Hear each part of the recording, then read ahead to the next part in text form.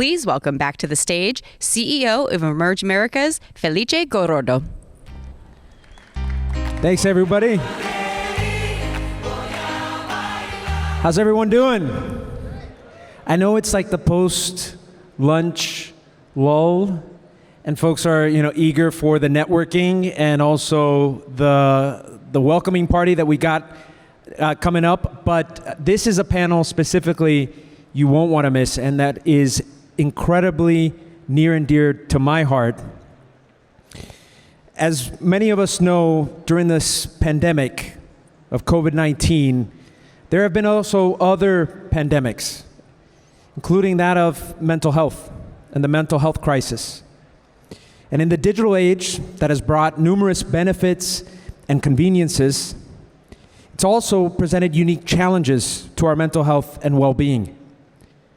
As we navigate this new era, it's essential to create environments that prioritize mental health and foster resilience. As experts in the field of mental health and well-being, our panel is going to share insights on how we can build strong and more resilient teams for employers, increasing productivity, and more importantly, creating a better world and quality of life for us all. Please join me in welcoming D. Sharma, co-founder and CEO of Wellness Coach, Mo Hamzian, CEO of Vell, and my dear friend and former colleague in the Obama White House, Dr. Wizdom Powell, Chief Social Impact and Diversity Officer of Headspace Health.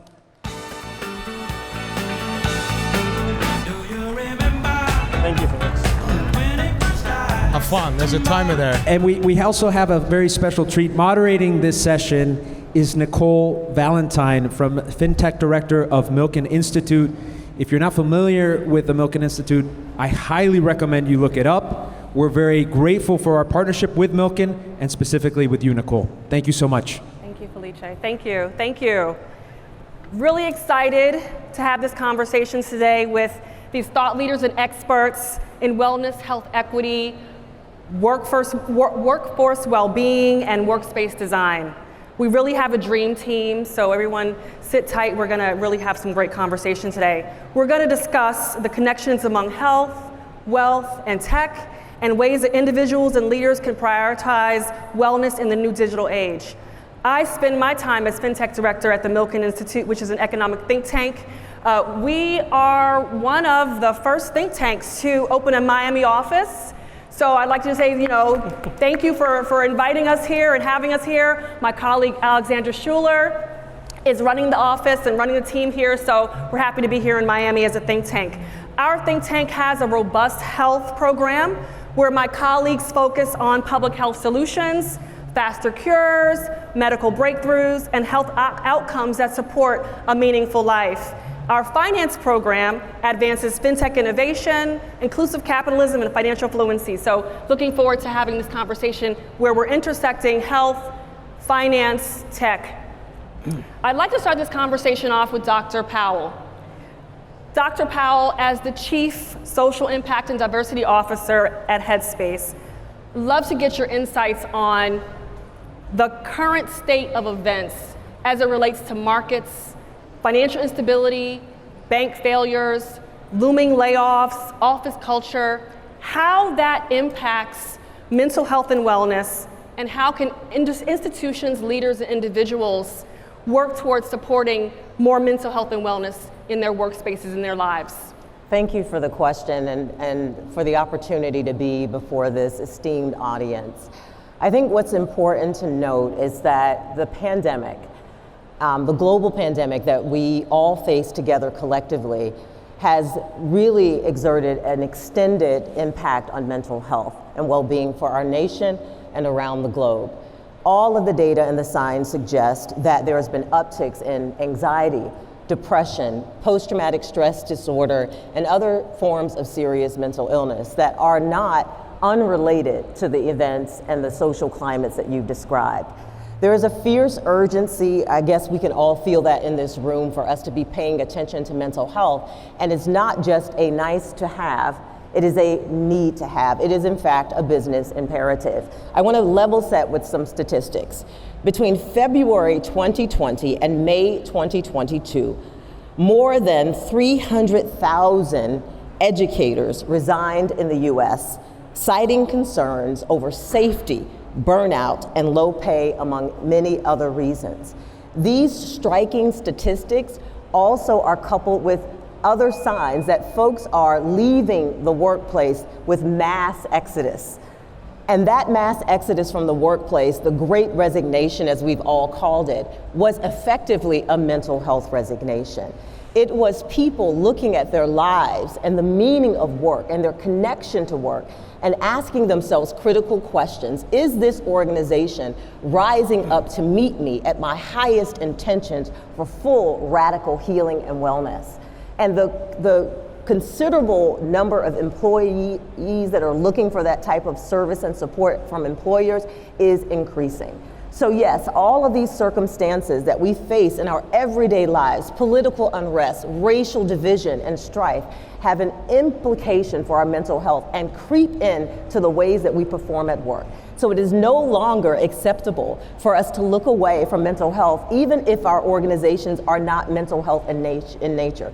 This requires all hands on deck. We have been like the violinist on the deck of the Titanic while it's going down, playing along as people are suffering in silence. And that cannot continue if we truly intend to continue to compete globally in the marketplace and really to innovate with the velocity and rapidity and scale that we need. Thank you, Dr. Powell. We're going to get back to some of what you've been speaking about. Sure. I'd like to just get D. Sharma into the conversation. You are a serial entrepreneur that has had several exits, so you understand what it's like to be a founder and an entrepreneur and go through building a company, selling a company, and going through that process of fundraising. There's a lot of stressors in the workplace, in the workforce, and there's stressors as entrepreneurs and folks out here that are outside of that space but are making their way and building their own companies. Can you share what kinds of insights you see in the space of entrepreneurs and founders and investors and where they are from a mental health perspective?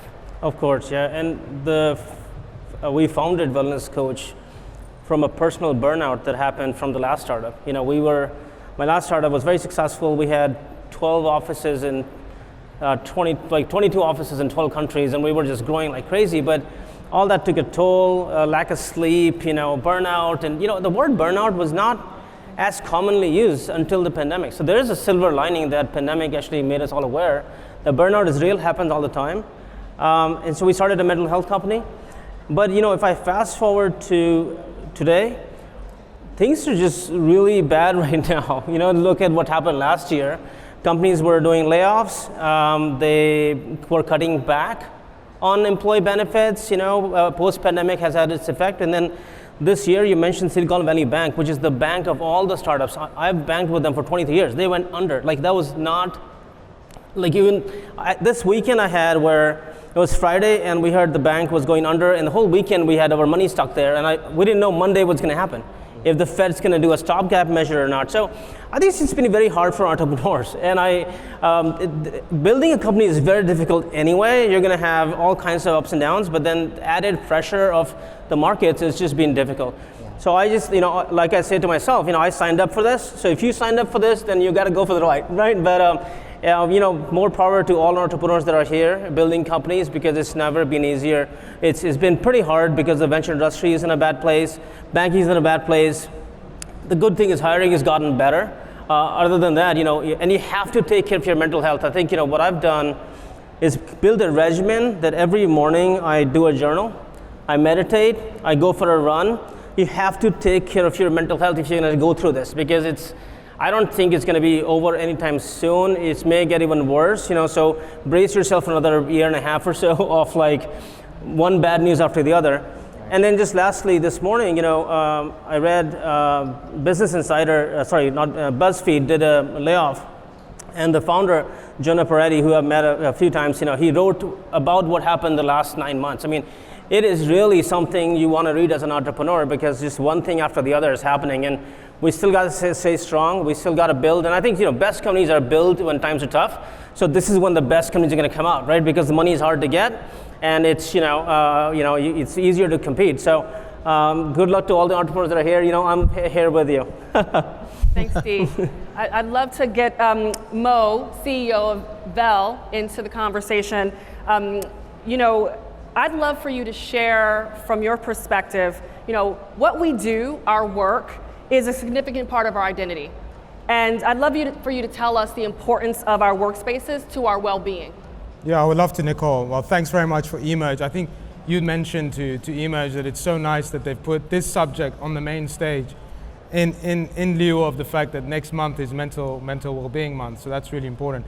I do want to pick up on this great resignation.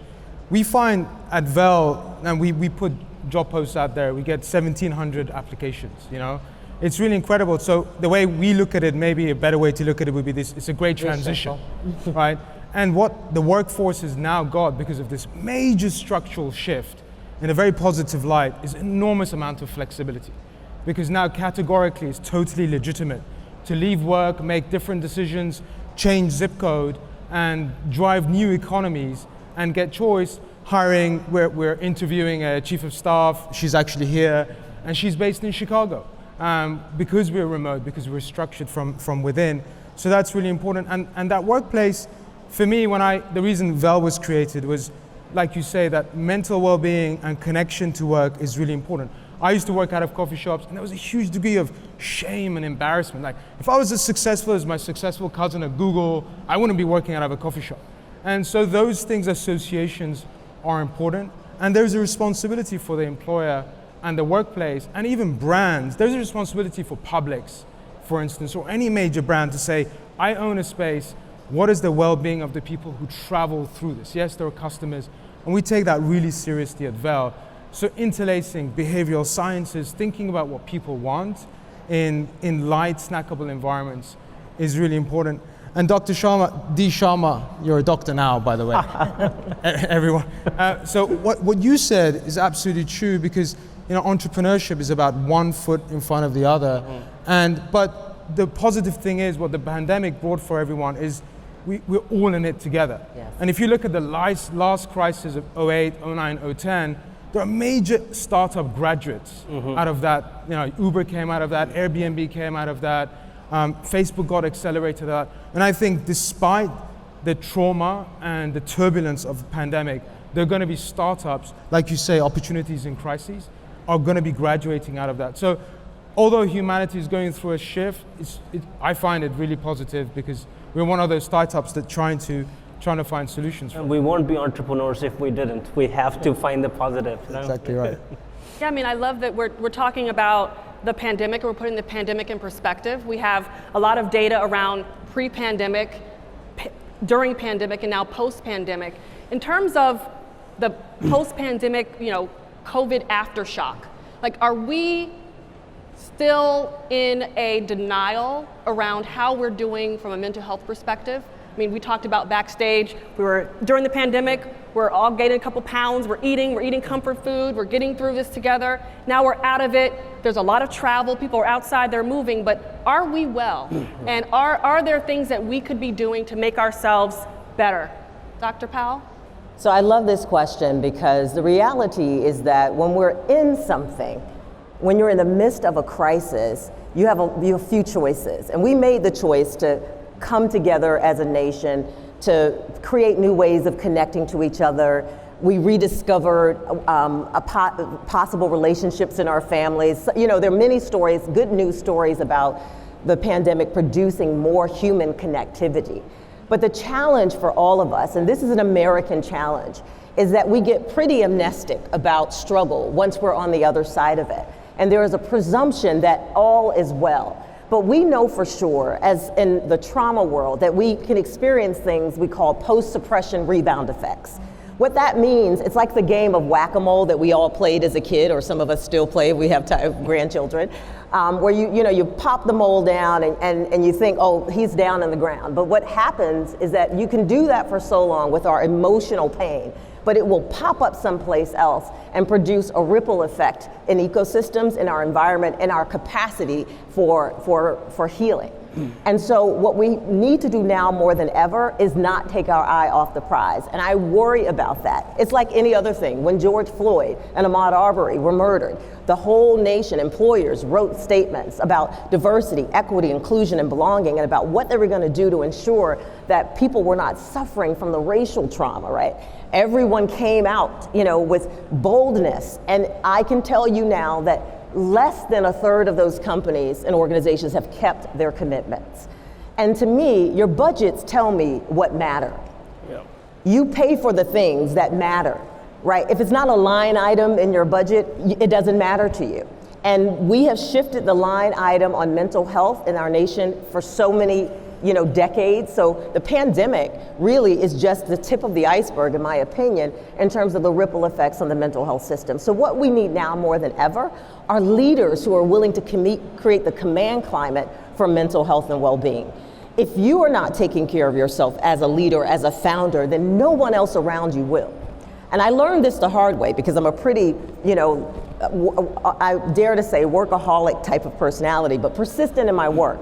And I realized I was pacing in a way that all of my team members were trying to sort of match.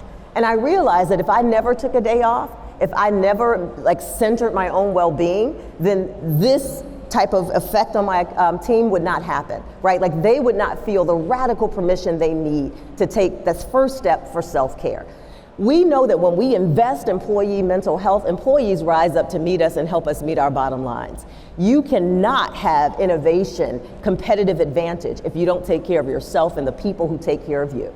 So what we need to do now is develop more inclusive mental health offerings. Folks need support in their hands when they need it the most. They don't want to navigate complex health care systems where they have to, search for a provider. They want to be matched with someone that can meet them where they are and that can give them a range of opportunity for services and support.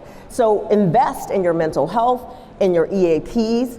Pay especially close attention to the access that you provide for every human being in your organization, because there are some folks who are going to be edged out even in those arrangements because of long-standing mental health disparities. So this is not a moment to shrink back on mental health. We have got to hold steady, because if we don't, trust me, in 5 years from now, all of those children of the pandemic who we expect to lead will not be in position to do it because they will be too sick, too tired, and overwhelmed to do it.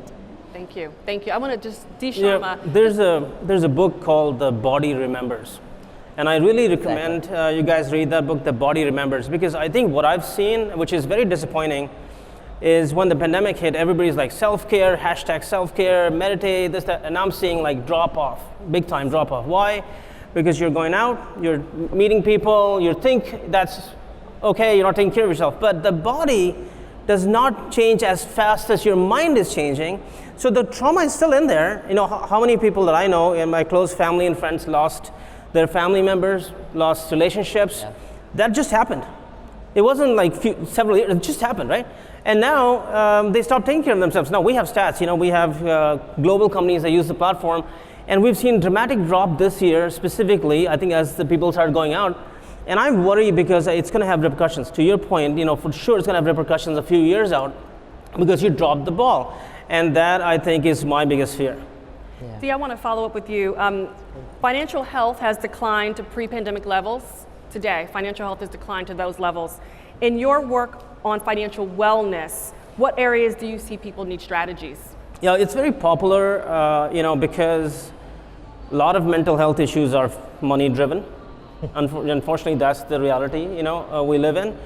We tried to provide something that is very simple as budgeting and managing the check you're getting. So we basically have coaches that are very, they speak in English, and they try to give you within a week a plan that can get you out of your credit card debt or your student debt. And I think that's every employer should have that for their employees.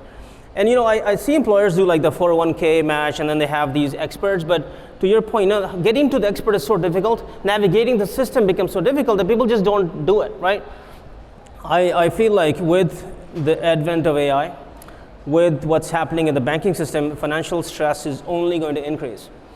You know, I'm an employer. I've been a founder for most of my life for multiple startups, but I feel like investors will always invest in things that are more efficient and generate higher margin. That actually is the reality. So if we accept the reality, then we're going to say, what are we doing to our current team members? How are we upscaling their skill set? And then how are we providing them both mental and financial stability? I think upscaling skill set becomes also a big part of mental health, because if your skill set is deteriorating, well, that's not going to help you. You know, you still need to upskill your skill set. I want to get Mo into the conversation, and you can weigh in on the pandemic discussion, but I also like for you to share what are the optimal flow states and how do you get there? I mean, I see that in a lot of your literature, and I just want to, maybe we can educate everybody what an optimal flow state is. Yeah, I'd love to answer that. Before I do, I just want to kind of ask the question, like rhetorical question, if the pandemic had happened in the 1950s, would we have been more equipped to deal with it? I think we live in a very transparent market, whereby we have products in the market, it's highly accessible, the tools are there, and I agree, it's totally about leadership and interlacing that into the fabric of the company. So when my co-founder, Jack, he's in the audience, like when we were designing the startup early on 3 years ago, we were thinking about the fulfillment of our future employees. Right. Because we decided we're selling experience, and because we're selling experience, it's absolutely important that the employees are really, really well. So we decided, in terms of flow state in a coffee shop setting, there are some limitations because flow states requires, to some extent, requires individuality. Team flow and individual flow are slightly different. Public flow state, which is actually why we're growing at such a fast rate, is because public flow state doesn't exist in lobbies, atriums, train stations. That library or sanctified place that I used to go to and feel safe, neurosafety, have the visceral things you require to activate creativity, air quality, lighting, acoustics, they don't exist. So a lot of flow state, just like if you're running the 100 meters, no matter how quick you are, you're going to be slower if you're running it in sandals. And it's the same thing. Flow state requires a lot of hardware, software, ergonomics, good design, workplace space design, to be able to say, no matter who you are, you can get there faster. Somehow, along the way, we thought a desk, a chair, and an expensive laptop and a light is workplace, and that is not. And right now, I mean, if you're a Google, Twitter, major employers, they're thinking about good quality ergonomics on workplace. I know you've done some great work that you and I need to talk about it. So we said, how do we create that for the everyday person in a coffee shop setting to make it much more meritocratic? And a lot of that is just good ushering of space, lighting, air quality, things we talked about. Oxygen count is one of the things that you won't think about it, but reverse osmosis of air in an environment to take away particles, hydration. So it's really basic stuff. My grandfather said always to me, look, Mo, it's simple, it's just not easy. You know? And it's totally the case. I'd love to get the tech conversation in with our time. So I'd love for you all to each discuss where digital innovation could be supportive to mental health, maybe Web3, AI, and where it could be a threat to mental health, where there's a lot of screen time and social time. I'd love to get a sense of where you see the benefits and where you see the threats. Well, obviously, having more readily accessible access to mental health services and supports is going to enhance optimal well-being for the nation and for the population. So digital mental health ushered in, especially which was ushered in during the pandemic, really made it clear to us that we didn't need to visit a therapist in a brick and mortar session, place to actually become well. And giving people access like we do at Headspace to both preemptive, early stage, self-guided meditation all the way up through coaching and psychiatry services means that folks don't have to wiggle around in these hard to navigate systems to get care, and that can be delivered to them in the moments when they need it the most. So I think that's the good news about digital mental health innovation. But like any innovation run amok, it could also produce more harm. And I think a lot about this as we think about the AI and our explorations into that space. And here's the warning. Racism is a virus.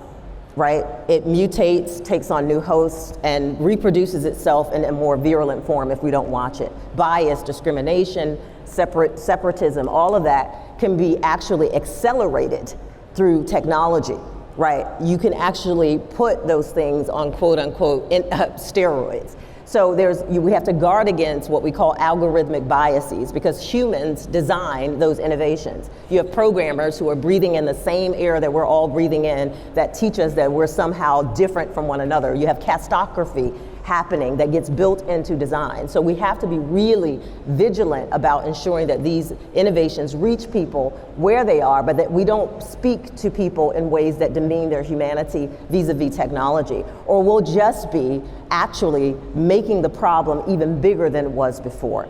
And to be clear, digital health, mental health innovations have changed the landscape fundamentally for many historically underserved folk. BIPOC individuals are now getting more services as a result of digital mental health services delivered through telehealth. We have to keep putting our foot on that gas, but be vigilant enough to know that we have to put standards in place so that we don't, again, produce more harm.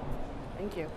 I'll take a position where I feel like I have an AI background. My last startup was machine learning. My first startup was natural language processing. I feel news media loves the negative, and there is definitely negative. You know, every bot that's come out, you know, it ends up being taken over human lives and all that stuff. But there's so much positive that doesn't get talked about because, you know, it's not newsworthy or it's not, you know, fun to talk about. But for entrepreneurs here, I mean, we mandated that all of our engineering will use GitHub Copilot that writes code for you.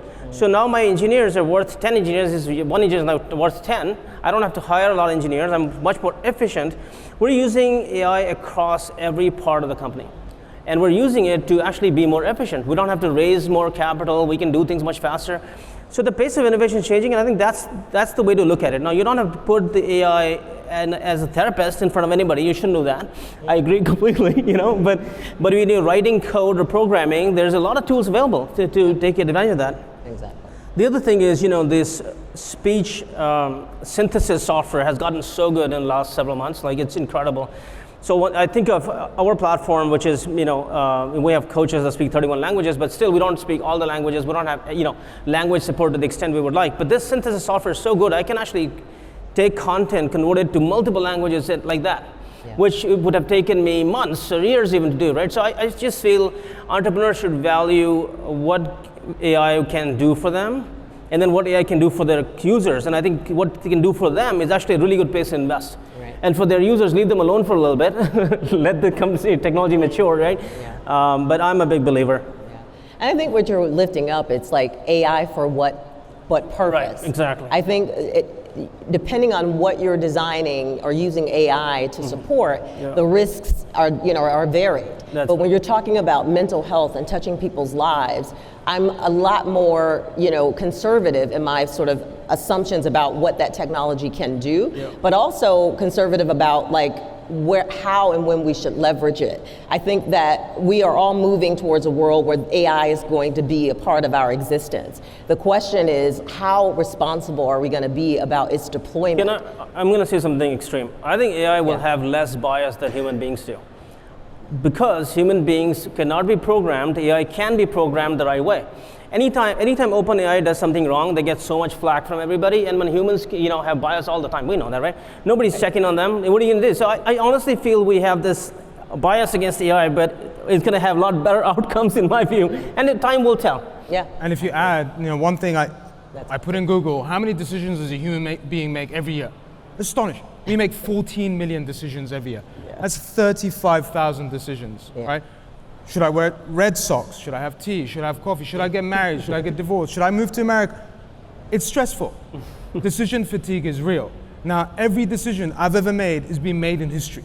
Right. In a religious text, fundamental cognitive behavior, software.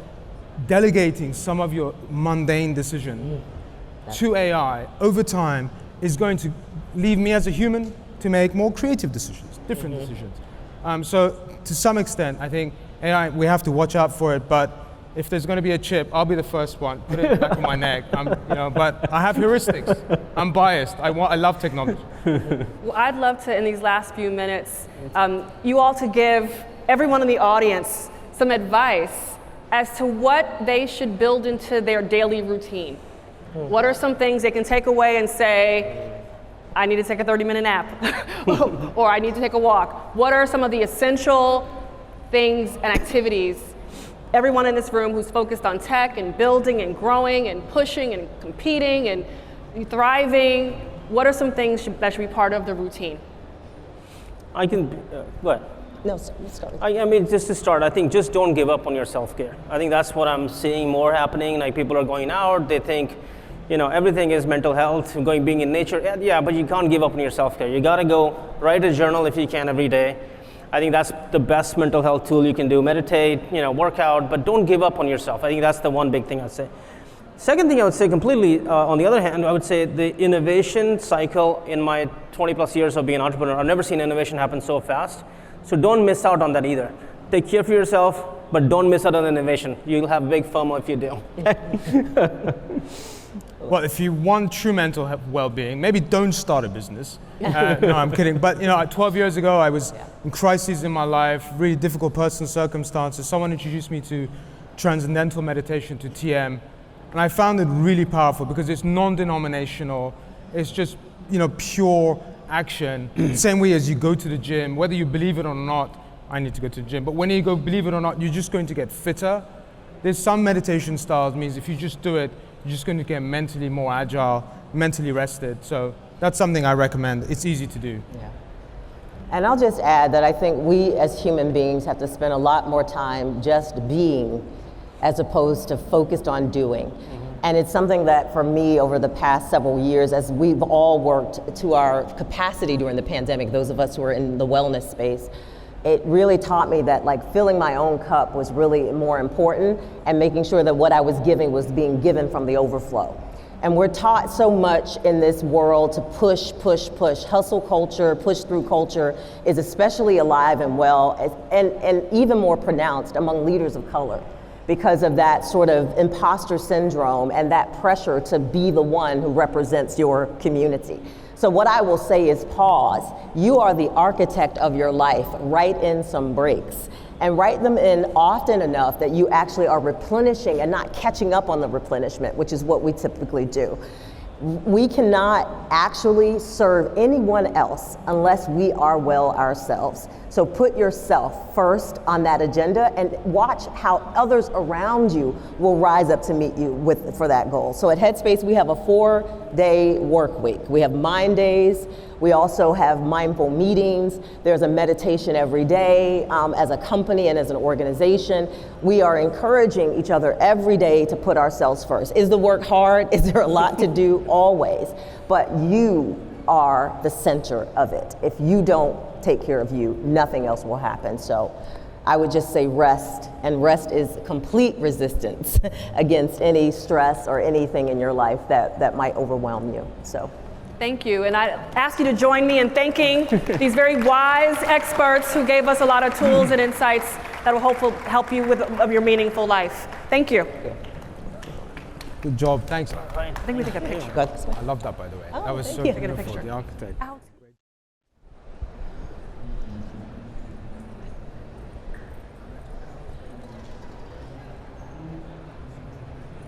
Thank you, Dee, Mo, Wizdom, Nicole, and of course Felice for introducing this dynamic discussion and conversation.